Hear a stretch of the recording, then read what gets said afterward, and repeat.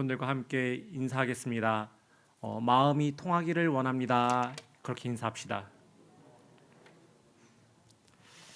우리 성도님들은 지금 이 순간에 이 생각나는 사람들 중에서 가장 마음이 잘 통하는 한 사람이 떠오르십니까? 마음이 통한다는 건 뭘까요?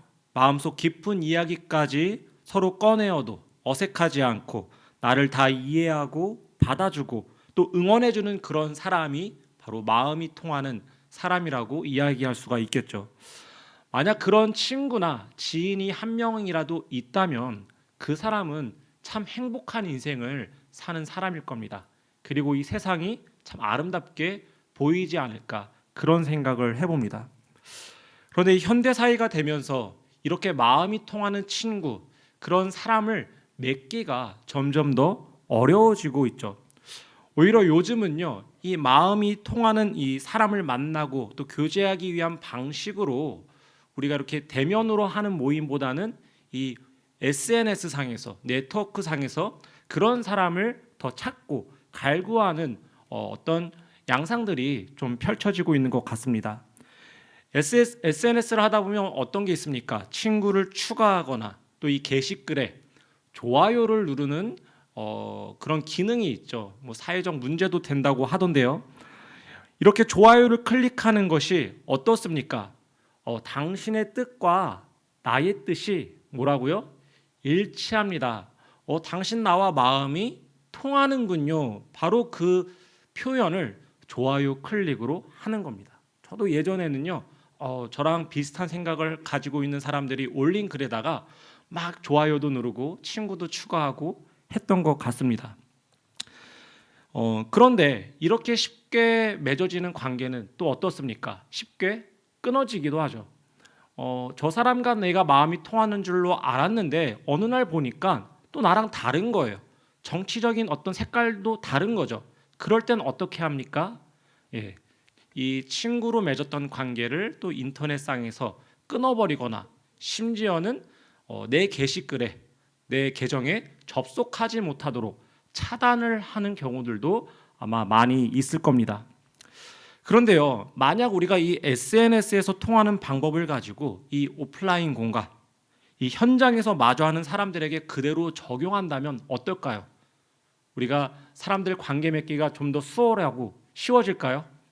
어렵겠죠. 아마 그대로 적용하기는 힘들 겁니다. 왜냐하면요, 관계라는 것은 그렇게 쉽게 맺을 수 있는 것도 또 쉽게 잘라낼 수 있는 것도 아니기 때문에 그렇습니다. 또 이 마음이 통하는지 안 하는지 한 번의 제스처, 좋아합니다, 이렇게 하면 그 마음이 통하는 걸까요? 아니겠죠. 이러한 한 가지의 제스처로 서로의 마음을 확인할 수 없기 때문에 우리가 이 인터넷상에서의 교제 맺는 방식을 대면에서는 활용하기가 어려운 거죠.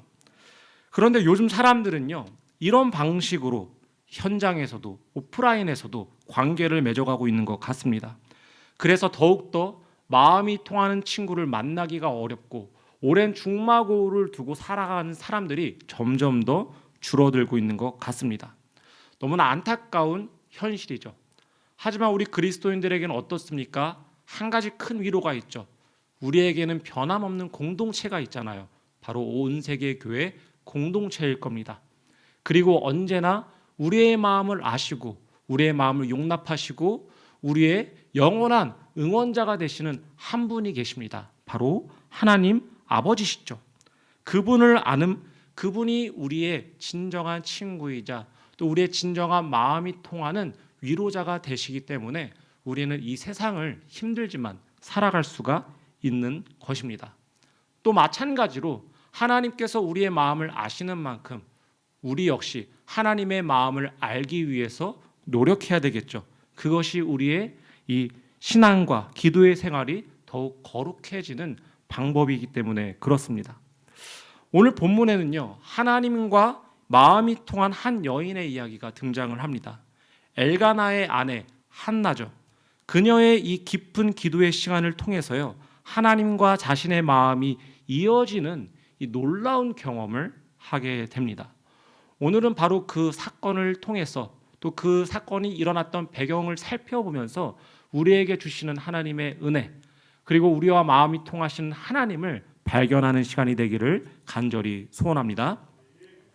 오늘 본문은요, 사무엘 선지자의 어머니였던 한나의 기도입니다. 이 기도문에는요, 우리가 잘 알고 있듯이 한나의 슬픔과 하나님을 향한 간절한 호소, 그리고 이 서원에 대한 내용이 담겨져 있는데요. 그러면 이 여인이 그토록 슬퍼하고 고통 가운데 있었던 이유가 무엇이었습니까? 아마도 표면적으로는 우리가 잘 알고 있듯이 자식이 없었기 때문에 그렇다라고 우리가 생각하고 있을 겁니다. 그런데요, 이 한나뿐만이 아니죠. 자녀가 없어서 슬픔 가운데 있었던 여인은 한나 이전에도 우리 아브라함의 아내였던 우리 사라, 또 그 외에도 리브가나 이 라헬 역시 자녀가 없는 슬픔을 겪었던 여인들이었습니다. 그런데요, 단순히 오늘 한나의 슬픔은요, 자식이 없는 슬픔 때문만이 아니라 그 슬픔보다도 더한 고통이 그녀의 심연에 자리 잡고 있었다는 겁니다.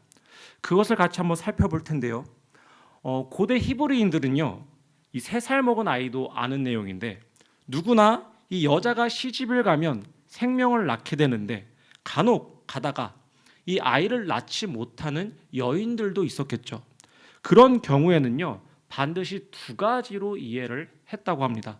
첫째는요, 하나님께 저주를 받았거나, 2번째는 하나님과 관계가 끊어진 자이거나, 이런 식으로 생각을 했다는 겁니다. 그래서 여자가 시집을 가서 아이를 못 낳으면 이 여인은 누구라고요? 하나님과 관계가 끊어지거나 저주를 받은 자이기 때문에 많은 사람들에게 조롱과 멸시를 받고 박해를 받을 수밖에 없었다는 겁니다.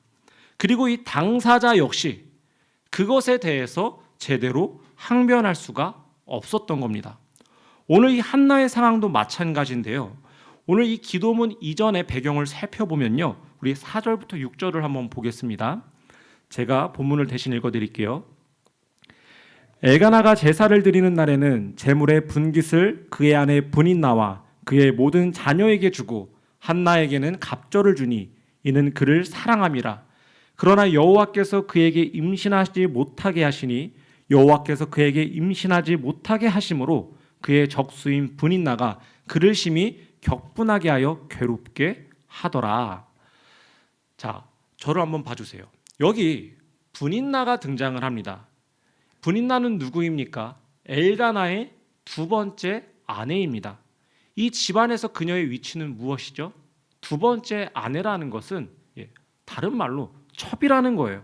본처 외에 2번째 첩을 받게 되었는데 그 신분이 지금 이 브닛나인 겁니다. 그런데 첩이 본처를 공격하는 거죠. 그 근거가 뭔가요? 남편의 사랑을 독차지한 것도 이유가 되겠지만 근본적으로는 바로 조금 전에 제가 말씀드렸던 그 사상 때문인 겁니다.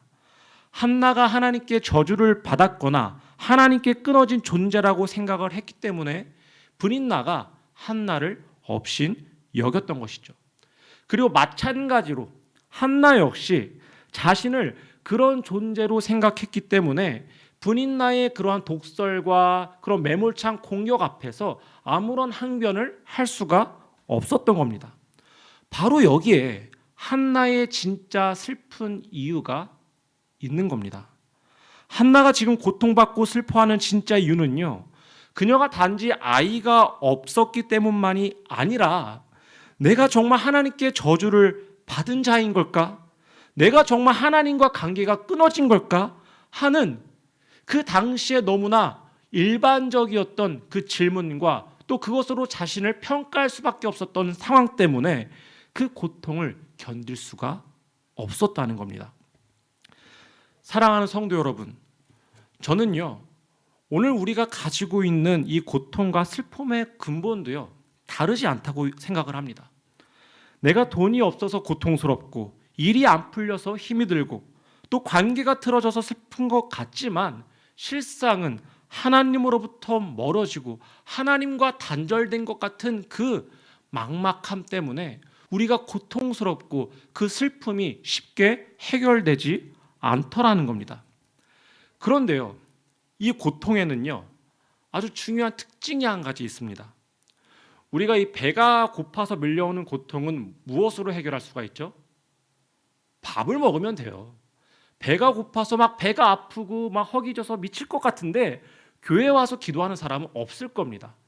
빨리 식당에 가서 밥을 먹으면 해결될 일이에요.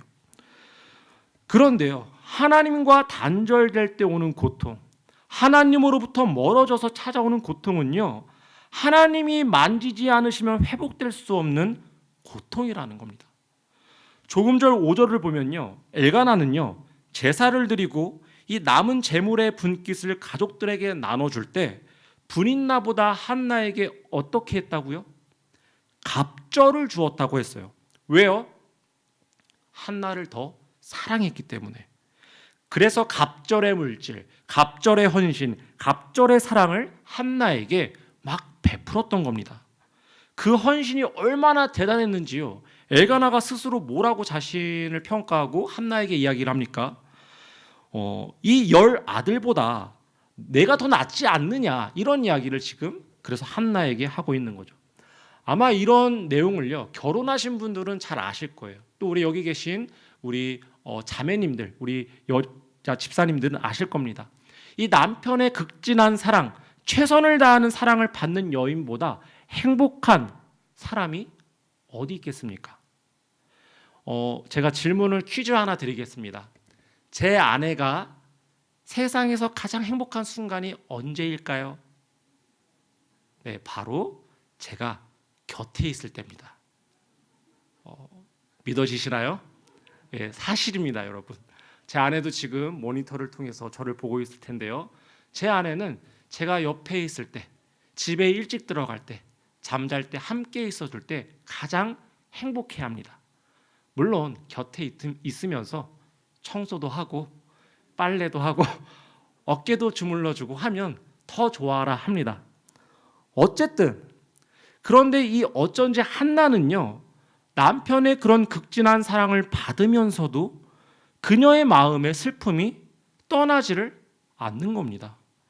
사람이 줄 수 있는 최선의 사랑, 최고의 사랑을 받고 있는데 오히려 슬픔은요, 더욱더 배가 되어서요, 식음을 전폐하기까지 되었다고 오늘 말씀이 기록하고 있는 겁니다. 왜 그렇습니까? 하나님과 끊어졌다는 그 사실 때문에 오는 슬픔, 하나님의 저주를 받았다는 그 고통은 사람이 해결할 수 있는 것이 아니기 때문에 그렇다는 겁니다. 아무리 좋은 사람, 좋은 만남, 좋은 음식, 좋은 여행으로요, 나를 채워도 하나님으로부터 멀어져서 밀려오는 고통은요, 이 땅의 것으로 조금도 씻어내거나 채워낼 수가 없다는 것입니다. 요즘요, 우리 젊은 친구들에게 유행하는 신조어가 있습니다. 금융치료라는 말인데요. 다 들어보셨나요? 금융치료. 어떤 이 고통스러운 상황을요, 돈으로 이겨내는 모습을요, 재밌게 표현한 것이 금융치료예요. 그러니까 내가 너무 힘든데 이 힘든 상황을 치료하고 싶어. 그래서 돈을 쓰는 겁니다. 사고 싶었던 물건을 사고, 쓰고 싶었던 돈을 쓰고, 먹고 싶었던 음식을 먹으면서 고통을 최소화시키는 거죠. 그런 금융치료를 한번 해보셨습니까? 굉장히 달콤합니다. 저도 예전에 한번 해봤습니다. 너무 기분이 좋더라고요. 그런데요, 기분은 좋은데 그 치료가 진정으로 내 안에 이 고통들을, 내 안의 슬픔들을 완전히 해결해 주지는 못하더라는 거예요. 하나님이 허락하신 슬픔은요, 하나님만이 걷어가실 수가 있고, 하나님으로부터 멀어져서 오는 고통은요, 하나님께로 나아가야만 회복될 수가 있다는 겁니다. 아무리 남편이 나를 사랑해줘도, 부모가 나를 끔찍히 여겨줘도, 내가 아무리 많은 돈을 벌어도 치료가 안 된다는 거죠. 그래서 한나는요, 오늘 어떻게 합니까? 하나님께로 나아가는 겁니다. 남편의 사랑을 더 쥐어짜내지도 않고요, 자신을 미워하는 그 분인나를요, 혐오하거나 처치하지 않고 하나님께 간구하기로 작정을 한 겁니다. 사랑하는 우리 온 세계의 성도 여러분, 지난 한 해요, 우리를 슬프게 하고 힘들게 하고 고통 가운데 내몰았던 문제들이 무엇입니까? 정확히 이 코로나가 지나간 지 지금 2년이 흘렀습니다. 우리가 질병 때문에 힘들었고 또 이 재정적인 문제 때문에 어려웠고 관계의 단절로 인해서 많은 사람들이 고통을 받았다고 이야기를 합니다. 그런데요, 우리가 스스로를 다시 한번 엄밀하게 정밀하게 점검해 보기를 원합니다. 정말로 우리가 그러한 것들 때문에 고통스러웠는지, 아니면 하나님으로부터 멀어졌던 나의 신앙 때문에 우리가 고통스러웠던 것은 아닌지를 돌아보자는 것입니다. 그리고 바로 오늘 이 밤에, 이 새해에 우리가 하나님께 나아가기를 소원합니다. 우리 표어가 무엇입니까? 내 입을 넓게 열라 내가 채우리라. 우리가 하나님께 나아가서요, 우리의 입을요 넓고 크게 열 때 하나님께서 위로하시고 회복하시고 이 새해에 살아갈 새 힘을 우리에게 부어주실 것을 간절히 믿고 소원합니다. 한나는요, 그 슬픔을 가지고 성전으로 들어갑니다. 그리고 그곳에서요, 그녀는요 이 괴로운 마음을 붙들고 하나님께 통곡하며 기도했습니다. 그렇게 기도하는 어느 날요, 뒤에서 호통 소리가 들렸어요. 아니, 여기가 어디라고? 술을 마시고 들어와. 너 지금 뭐 하는 거야? 예, 지금 호통치는 소리가 들리는 거죠. 누구였습니까? 엘리였습니다. 이 대목이 왜 중요하냐면요, 엘리가 누구였습니까? 당시에 제사장이었어요. 제사장은 누구죠? 어떤 역할을 하는 사람이죠? 영적으로 경건한 자이고 성전에 찾아와 기도하는 사람들의 이 고통과 이 심령의 상태를 아주 정확하게 진단하고 위로하고 권면해줘야 하는, 하나님의 말씀으로 권면해줘야 하는 그런 사람입니다. 그런데 지금 한나가 이 고통을 안고 성전에 찾아왔는데 이 한나를 어떻게 진단을 했죠? 술에 취한 여인으로 진단을 했습니다. 얼마나 한탄스럽고 이 당시의 상황이 얼마나 참 비참한지를 우리가 볼 수 있는 대목인 거죠.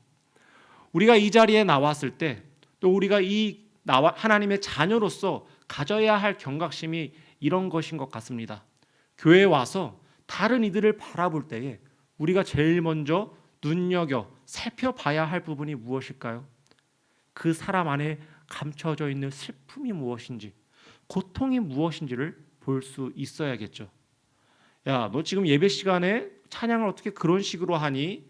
말씀을 듣는데 기도를 어떻게 그런 식으로 해? 너 담배 피다가 교회 왔니? 우리가 그런 것으로 사람들을, 우리가 성도님들을 정죄해서는 안 될 겁니다. 자, 이 엘리 제사장의 꾸지람을 듣고요, 한나가 대답합니다. 15절에 이렇게 이야기를 하는데요, 조금 풀어서 제가 말씀을 드릴게요. 네, 주여, 그렇지 않습니다. 나는 마음이 슬픈 여자입니다. 포도주나 독주를 마신 것이 아니고 이 여호와 앞에 내 심정을 통한 것뿐입니다. 자, 여기 보면요, 심정을 통한 것이라는 표현을 지금 한나가 쓰고 있습니다. 이 심정이 통한다는 것이 무엇이죠? 제가 아까 서두에 말씀을 드렸듯이 이 마음이 통한다는 것, 네 마음을 내가 알고 내 마음을 너가 아는 것, 그런 사이를 마음이 통한다는 거죠. 그런데 놀랍게도 지금 그런 관계가 누구와 누구 사이에서 일어났다는 겁니까? 한나와 하나님 사이에서 마음이 통했다는 겁니다. 기도 중에 한나가 지금 하나님 앞에서 목을 내어놓고 기도하는 중에 하나님의 마음과 한나의 마음이 합해진 거죠. 서로가 통해진 겁니다. 어떤 기도를 했길래 마음이 통했을까요? 11절인데요. 제가 읽겠습니다. 서원하여 이르되 만군의 여호와여, 만일 주의 여종의 고통을 돌보시고 나를 기억하사 주의 여종을 잊지 아니하시고 주의 여종에게 아들을 주시면 내가 그의 평생에 그를 여호와께 드리고 삭도를 그의 머리에 대지 아니하겠나이다. 아멘. 이 기도를 읽으면서요, 혹시 이상한 점을 발견하셨습니까? 우리가 사실 이 서원의 내용을요, 너무나 많이 들어봤고 또 익숙한 표현이라고 여기기 때문에 이상하다고 생각을 하시는 분들이 많이 없으실 거예요. 그런데 잘 보면 사실 논리적으로 좀 모순되고 말이 안 되는 겁니다. 예를 들면 그런 거죠. 나한테 5만 원 빌려주면 내가 5만 원 다시 돌려줄게. 이러는 거예요. 아니, 5만 원을 내가 받아서 다시 돌려줄 거면 왜 5만 원을 빌려달라고 합니까? 마찬가지로 나에게 아들을 주시면 다시 아들을 드리겠다고 한다면 왜 아들을 달라고 하냐는 겁니다. 여기서 우리가 구별해야 할 것이 있는데요. 바로 이 아들을 달라는 것과 아들을 드리겠다라는 그 뜻이 누구의 뜻이냐 하는 겁니다. 여기서 한나가 아들을 달라는 뜻은 누구의 뜻입니까? 한나의 뜻이죠. 한나가 바라는 겁니다. 그렇다면 아들을 드리겠다는 것은 누구의 뜻일까요? 만약 이건 역시 한나의 뜻이었다면 아마 이 서원과 또 이 서원의 결론은요, 하나님과 어떤 채무의 관계에 맺어진, 내가 드리지 않으며 찝찝한 그런 마음이 남는 기도가 되어버릴 겁니다.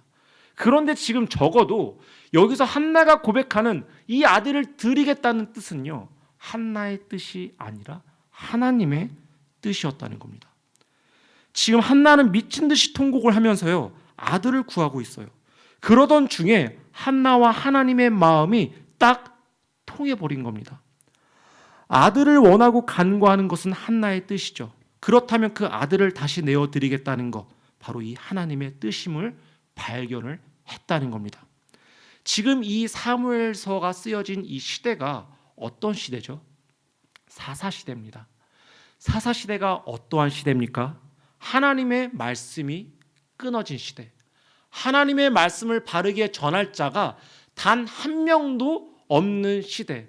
하나님의 사역을 감당할, 사명을 감당한 의인이 단 한 사람도 없는 시대가 바로 이 사사시대였죠. 한나는요, 지금 기도를 하면서요, 그러한 마음을 안 것입니다. 나에게 이 한 아들이 없는데 하나님에게도 한 사람이 없구나. 나에게 한 아들이 없는 것처럼 이 시대를 감당할 하나님의 한 사람, 한 사명자가 없다는 것을 한나가 깨닫게 되었다는 것입니다. 한나도 아들이 없고 하나님도 하나님의 사람, 이 말씀의 제사장이 없는 겁니다. 한나와 하나님의 마음이 딱 통한 것이죠. 한나는요, 바로 자신의 고통을 통해서요, 또 그 고통을 회복하기 위해서 하나님께 간구하는 중에 하나님의 아픔을 본 것입니다. 이 시대의 아픔을 본 것입니다. 그래서 만약 나에게 아들이 주어진다면 그것은 내가 이 아들과 행복하게 살기 위한 하나님의 선물이 아니라 하나님께 사명을 감당할 그 사명자를 주시는 거겠구나라는 그 마음이 한나의 그 심령 가운데 스며 들었다는 것입니다. 그래서 한나는요, 오늘 이 서원을 하는 것입니다. 나에게 아들을 주신다면 이 아들을 하나님께 드리겠나이다.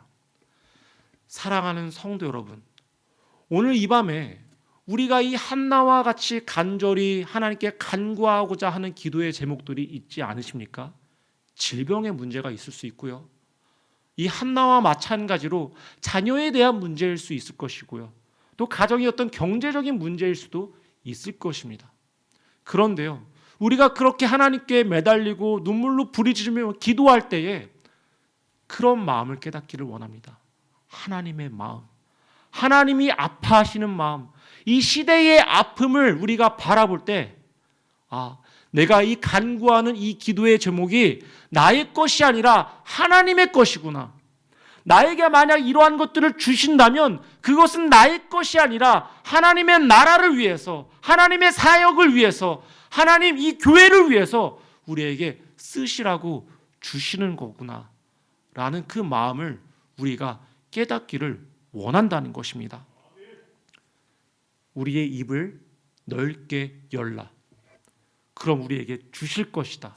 채워 주실 것이다. 왜 우리에게 채워 주시는지를 우리가 함께 깨닫자는 것입니다. 사랑하는 성도 여러분, 오늘 우리가 다 함께 이 간구하는 기도의 자리로 나왔습니다. 우리의 기도의 제목들 너무나 다양하지요. 그 기도를 할 때마다 하나님의 마음을 더욱더 깨닫기를 소원합니다. 우리가 하나님의 마음을 깨달을 때마다 하나님께서 이 시대 가운데 품으신 사명을 우리가 발견하고 그 사명을 위해서 이 한 해를 살아갈 수 있는 저와 여러분이 되시기를 주님의 이름으로 간절히 축원합니다. 이 새해가 되면서요, 하나님께서 저에게 주신 말씀이 있었어요. 주신 감동이 있었습니다. 근데 그 감동은요, 물론 성경의 말씀으로 지어진 한 편의 시였고 또 그 시로 인해서 지어진 찬양이었겠죠.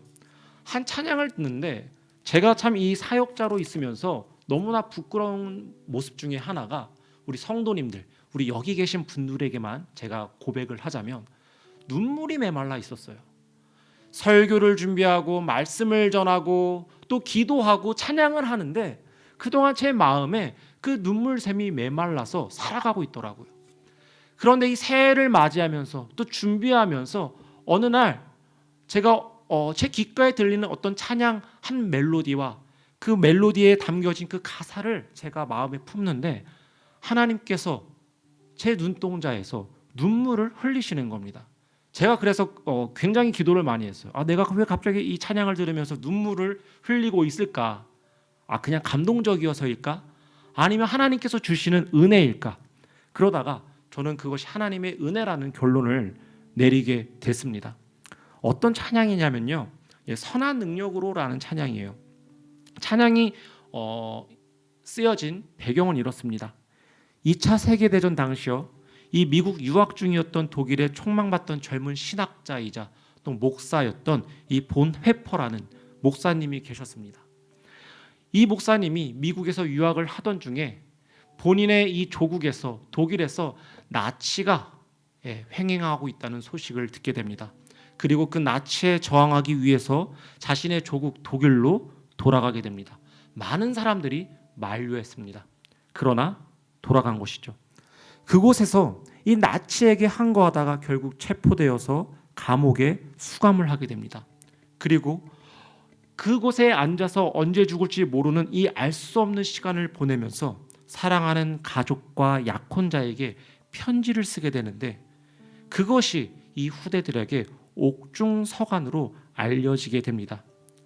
이 시를 쓰고 나서 얼마 지나지 않아 이 보네퍼 목사님은 교수형으로 생을 마감하게 됩니다. 그 시를 편집해서 한 편의 찬양을 쓰게 되는데요, 바로 이런 가사입니다. 주 선한 능력으로 안으시네, 그 크신 팔로 날 붙드시네, 절망 속에도 흔들리지 않고 사랑하는 주 얼굴을 구하리. 이전의 괴로움 날 에워싸고 고난의 길을 걷는다 해도 주님께 모두 맡긴 우리 영혼 끝내 승리의 날을 맞으리. 선한 능력으로 일어서리. 주만 의지하리 믿음으로. 우리 고대 안에 주 오실 그날 영광의 새 날을 맞이하리. 아멘. 이 가사를 읽는데 물론 이것도 약간 이제 번역이 조금 다르게 된 거예요. 저는 조금 더 원문에 가까운 이제 그 직역된 그 시를 우리 성도님들이 한번 나중에 살펴보셨으면 좋겠습니다. 이 가사의 내용을 읽으면서 이 한 해 우리가 살아갈 힘이 무엇일까? 내가 이 고통을 해결할 수 있는 유일한 창구, 유일한 방법, 그것은요, 주의 선한 능력을 의지하는 것밖에는 없다는 것이었습니다. 다른 능력들도 많이 있지요. 그리고 그 능력을 행사하는 많은 이들도 있습니다. 그러나 우리에게 지금 산재되어 있는 이 많은 고통의 문제들, 슬픔들, 삶의 문제들은요, 근본적으로요, 하나님께 달려있다는 것을 우리가 알아야 한다는 것입니다. 아무리 어떤 고통이 나를 괴롭게 하고 나를 에워싸울지라도 주의 선한 능력을 의지하며 그분 앞에 나아가서 그분과 나의 마음이 통할 때 우리의 모든 고통과 괴로움들이 사라질 것을 반드시 믿습니다. 그분만을 의지할 때, 우리가 믿음으로 나아갈 때 주님께서 이 2022년도 이 새날에 우리에게 새 힘을 주시고 하나님의 영광을 볼 수 있는 그 한 해를 우리에게 허락하실 것을 간절히 소원합니다. 그 소원을 이 밤에 함께 붙들고 나아갈 수 있는 저와 여러분이 되시기를 주님의 이름으로 축원합니다.